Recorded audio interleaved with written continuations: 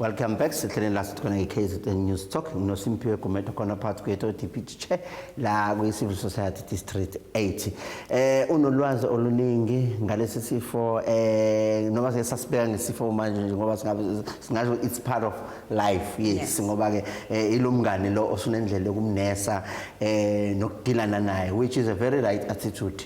Lento engibuka ukuthi ikhubazi yalimaza abantu abaningi eyenza ukuthi ke gcina sebexabana lo mngane. Yes.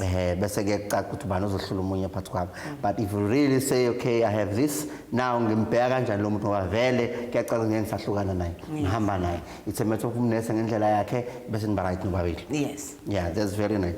Now tell me, last siqale la kunezinkombe ekhomba ukuthi ama stats lately ukuthi abantu abasha bona basululeka kaningi. Ngabe lokhu kuzimpawu zokuthi abasebenzisa izinto ngendlela eyiyo bakhuthele kakhulu noma they don't understand ukwenzakalani? Okay. Yeah. Information ekhona in South Africa. Yeah.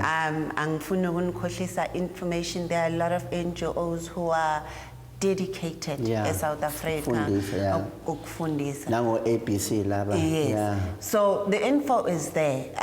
Some people singathi nje abantu abasha again ngikhulume ngami ngisemusha. Before I got HIV, I used to think isifo sabo. Maybe we still have the element of teaching people ukuthi HIV ayikhethi bala, ayikhethi status sempilo, ayikhethi ukuthi unemali nani nani.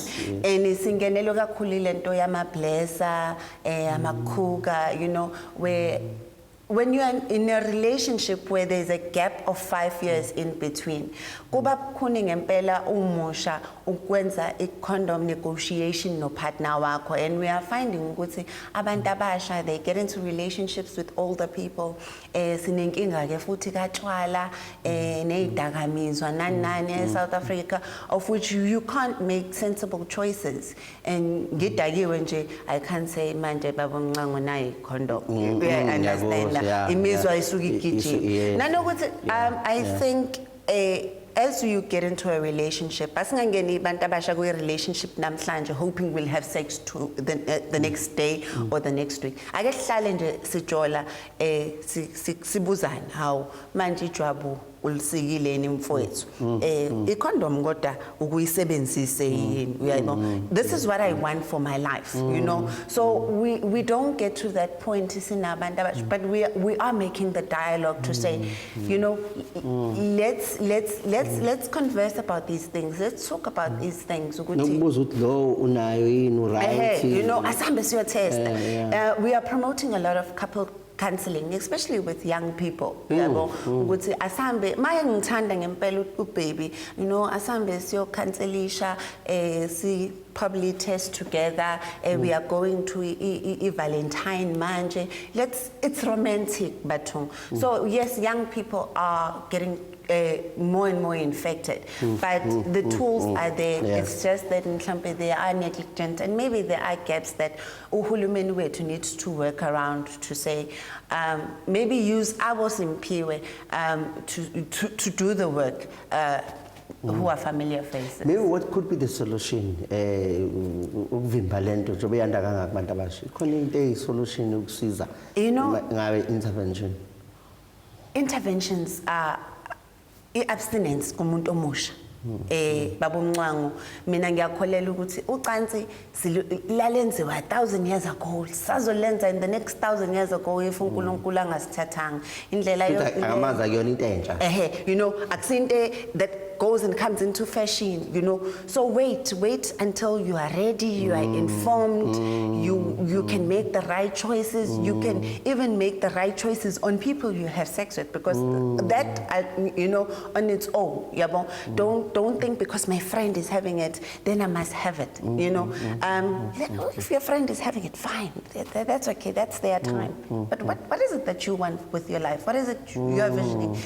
Are you really wanting to have sex at this time? Ungakasiqedi isikole, you know, because wasiqeda isikole ucansi futhi lizobe sakhona. So ayikho into eshintshayo. So we need to look at those things, and maybe abantu abasha, there's a lot of you know, interlinking relationships that they do.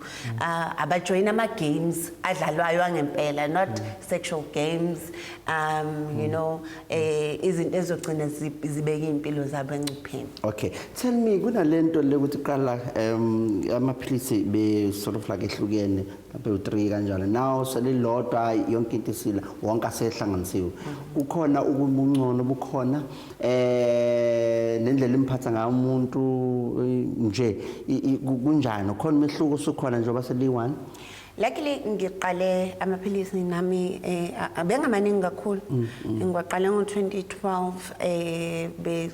besaw 3. Nakhona futhi it went with, I always tell people that I help ukuthi your mentality helps 70% of the time. What you think of your medication and you know it's what will happen. Communicate ne medication yakho. Communicate with your higher power and say sekeyiqala ke le ndaba. Okay. Awiqale nami Thixo. Awiqale nami mvele enqande. Bese uyawabuka na ukuthi asiphathane kahle ke mfowethu. Uya understand njengoba ukhulume no HIV wow. Mina personally, I've not had setbacks because of my medication. Yes, there are, you know, most obviously I joy, yes, but I always say, ungawayeki. Gradually, umzimba uzojwayela. Kunokuthi sesikubona laphaya sesiyakhipha ngaphandle sesiyakungenisa usuyashisela usuyagula nani awukuwajwayele nje vese phela it's a foreign thing in a body kuzothi mhlambe ukuthatha isikhathi but mina personally awakaze nkosami ngabe ngiyawasukela awakaze nje angenze lutho ngiloke nje Beyonce nje ngilongu-Beyonce nje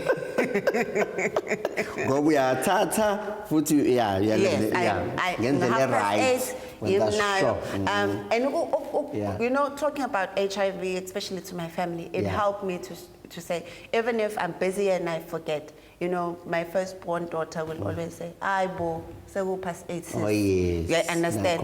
You know. Environment is right. Yes, you know, to say.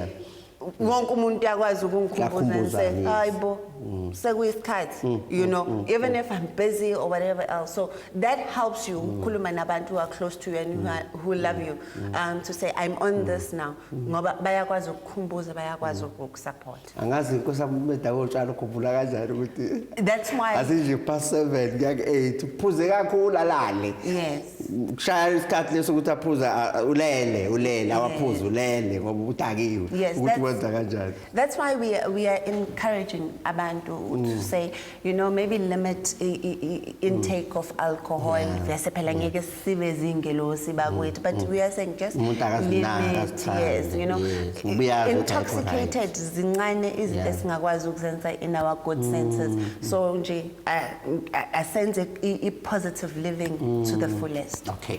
No, awuse ngase itolo siphinde sibone ukuthi ke yini ekufanele siyithenge lapha ke komama eMarenke bathi asukudla kumnandi kakhulu KZN News Talk kanye nawe.